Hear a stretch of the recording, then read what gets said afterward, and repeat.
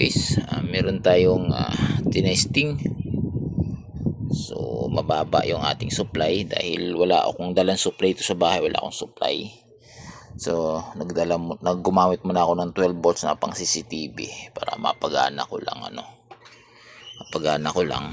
So meron tayong isang slim at saka yung kanyang interface. So guys, dual band, UHF and VHF, tapos naka POC. Actually ito yung POC natin. So guys, pwede natin na tatransmit o siya ng wala tayong pan-testing yun. So yung transmit nya nasa U, so gumagana din. Ibig sabihin pag pindot natin nagtatransmit din siya.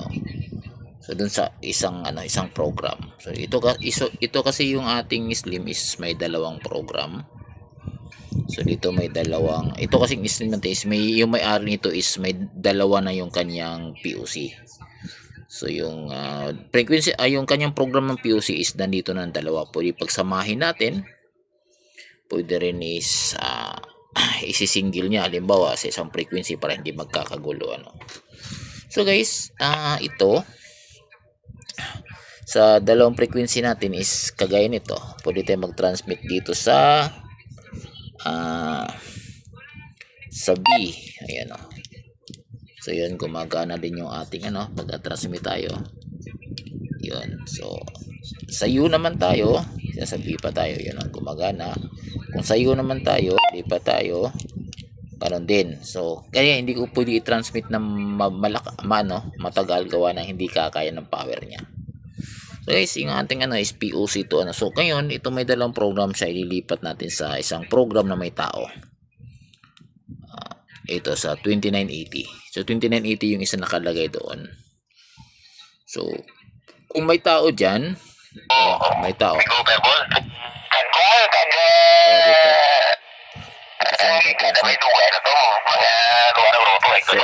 So nasa Iloilo yan. So ibig sabihin, yun nasa Iloilo yan. Dito, yan. Hindi kaya ng kanyang supply. So ibig sabihin, hindi kaya na supply niya. Maririnig mo dito sa maririnig mo siya dito sa portable ko. Ayan. So nakalink siya sa Iloilo. Pag maririnig mo rito kahit naka-portable ka, diba? So ibig sabihin, may dun sa Iloilo may 2980 akong nilagay na naka 100 feet. So ibig sabihin ang buong Iloilo ay naririnig niya. Tapos nagtatransmit ako dito via portable. Kaya ganun, maririnig ko siya. Pwede ako mag-transmit ng portable. Alin man dito sa U o sa B. Pwede ako mag-transmit. So gamit ko lang ng portable. Gayon. So ganun guys, ganun siya kadali. So ililink ko ilan ililink mo. Gusto mo ilink magmadami, POC lang gagamitin natin. Balik natin dun sa ating isang program para hindi 2730. So yung isang program is solo niya, yung isang program is marami siyang nakalink. So ganun siya so hindi naman masyado tong kagandaan lang kasi nito guys, yung is saan yung kanyang charger. Ganda na nito yung kanyang type C na sa labas, yung kanyang charger. So madali lang siya i-charge kahit nakababad, walang problema yan. So yung kanyang kable, COS niya papunta rito sa kanyang interface, sa jack. So may tahimik siya. So maririnig mo lang talaga pag gumagana yan is dito sa portable, kung anong gagamitin mo portable. Yun guys, hindi ko lang talaga mabuhay kaya hindi ko siya makatransmit, hindi ako makapag-transmit, makapag-usap doon sa sa Iloilo dahil hindi niya kaya. Dahil ang gamit ko nga lang is ito yung pang Hikvision na power supply pang CCTV. So ginamit ko lang muna para mabuhay ko lang. So para may ko rin sa inyo. So guys, kung ang lang nito sa atin is kung saan yung nakamin, ito nakamin, dito lang pwede mag-transmit. So siya lang nagtatransmit. Ibig sabihin, pag magtatransmit ka sa iyo, hindi rin siya ano, pero maririnig mo. So halimbawa, o magtatransmit siya, papasok pa rin dito sa iyo. Kahit tanggalin natin yung new, so kahit alin man diyan magagamit mo pa rin. Tanggalin natin yung CB. Tanggalin natin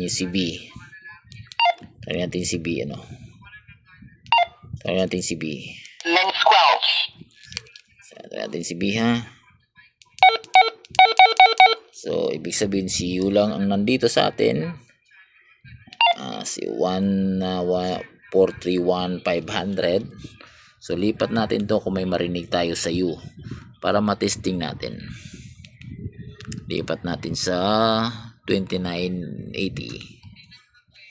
Kung may marinig tayo. Guys, so, ibig sabihin wala siyang narinig. Wala siyang narinig. Kasi yung ating main ay nasa B. So kung wala tayong B, hindi natin maririnig. So pwede lang tayo mag-transmit sa iyo, maririnig sa kabila. So kung magre-receive tayo ng U, hindi natin marireceive sa iyo kasi ang transmission kasi nung ating 2730 nasa B. Kung ililipat natin si transmission si main dito, maririnig naman si U naman. So ibig sabihin maririnig mo si U. So hindi mo maririnig si B. So pwede ka mag-transmit alinman sa dalawang frequency, pero hindi ka pwede maka-receive kung hindi naka-main. Ang marireceive mo lang kung sino naka-main, like naka-main si U, maririnig mo si U. Kung naka-main naman si B, maririnig mo sila. Pero kung ikay yan naka-portable na monoband lang, naka-UHF ka, hindi mo maririnig kahit nasa frequency ka. Pero pwede ka mag-transmit alinman sa dalawa. So any transmission of two frequencies pwede. So ibig sabihin papasok ka pa din sa POC. Ibig sabihin itatransmit ka pa din niya sa POC. Sa other side o mayroon kang mga kalink doon, o pwede. Pero kung nanggagaling dito yung transmission niya na ang nasa main is hindi mo siya maririnig pag nasa iyo ka. Yun yung pinakaano niya. So pwede naman ang gawin natin. Kung crossband din, pwede din kung crossband natin. So guys, try natin mag-crossband So kailang baka hindi kakayanin ating supply. So kung mag-crossband tayo, crossband natin crossband natin others. Ayan. Xmino others RPTM start. Yes. So pag nakita mo yung dalawa na yan, naka-RPT na yan. So ngayon, side by side, pwede ka na mag-transmit. Maririnig ka lahat kung naka-RPT, kung naka-crossband repeater siya. So ang problema lang pag naka-crossband repeater is hindi siya maka-overlap. Yun lang ang problema natin. Hindi siya maka-overlap. Pag naka-repeater, naka crossband mode. So ibig sabihin naka-RPT mode siya, naka crossband, hindi siya maka-overlap. Like pareho naman kung ba't kailangan mo inkis lang yung iba na nakasakay sa crossband. Nasa inyo naman kung anong gusto nyo na depende. So ibig sabihin kasi pag ang crossband naman, kahit naka-portable ka, mas makausap mo yung ibang portable na medyo malayo-layo. So ang kaganda lang natin is may POC tayong nagli-link sa pinakamalayo. So ibig sabihin side by side ka dyan, pwede ka mag-transmit main o hindi, kasi naka-RPT mode siya. Ibig sabihin naka-crossband siya. Alin man dyan, pwede ka mag-transmit na hindi kagaya nung hindi ka naka-crossband is isa lang ang pwede mong isa lang ang pwede mong pagtransmitan. So ito guys, kagaya ng pinag-usapan natin kanina, sinabi ko na hindi siya maka-overlap once naka-crossband siya. Kung naka simplex, ang tatanungin naman natin ito si POC. So si POC natin nakaka-overlap po ito. Kaya may nagtatransmit dito, may nagtatransmit na kaya niyang apakan, kaya niya mag-transmit, like para siyang simplex na parang hawak mo yung mic na kaya mo ipindutin. Kaya mo pindutin, ganun tong ginawa ko dito, dito sa POC na to, na maka-overlap po siya lahat. Apo. So, simple lang po yung ating setup. So, kaya yung iba nakikita natin sa isang kasama natin na ito kasama yung radyo. Hindi, sa akin lang ha, okay naman yun. Malinis tingnan, maganda tingnan. Kailangan problema nun, hindi natin alam. Kay like yung radyo nasa loob, mainit na, hindi natin alam, hindi natin makita yung paano natin ililipat. Nagbubukas ulit tayo ng box kung maglilipat tayo. Diba, kagaya nito, ililipat-lipat natin kung saan natin gustong lagay na program. So magbubukas din ng box. Yun lang ang advantage nun. Ang disadvantage lang talaga dito ay pangit tingnan. Ibig sabihin magulo. Hindi kagaya nung naka-box is malinis. Kagandahan naman doon is sa steady lang yun na isang program. So pwede mo siya ilagay ng kailang mainit. So ibig sabihin kung lagyan mong fan, okay, pero ganito kasi is open siya, is maganda.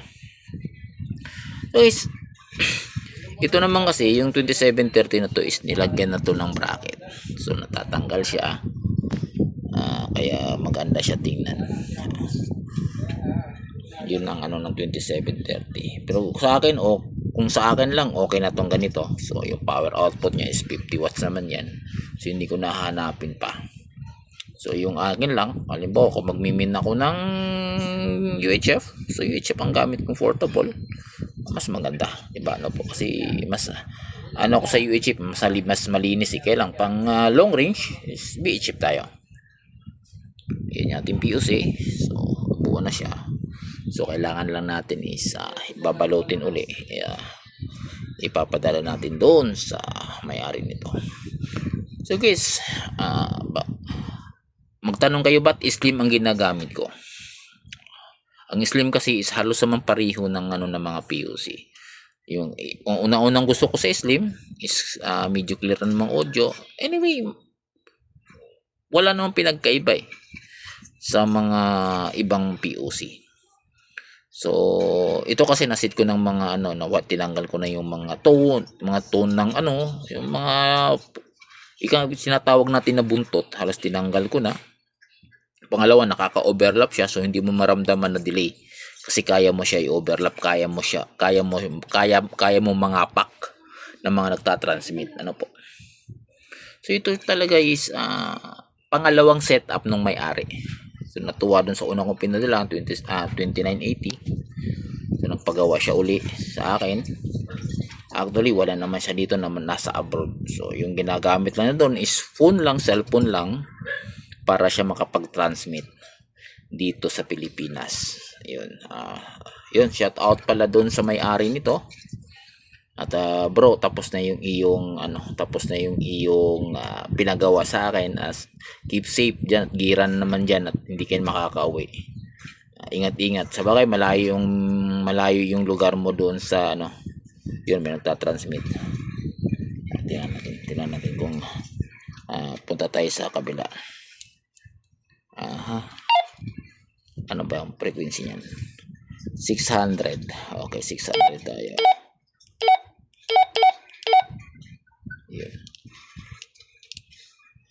Yun. Kaya ganun. 1 2 3 1 2 3. Yun yung kanyang kagandahan diyan. So guys, marami pong salamat at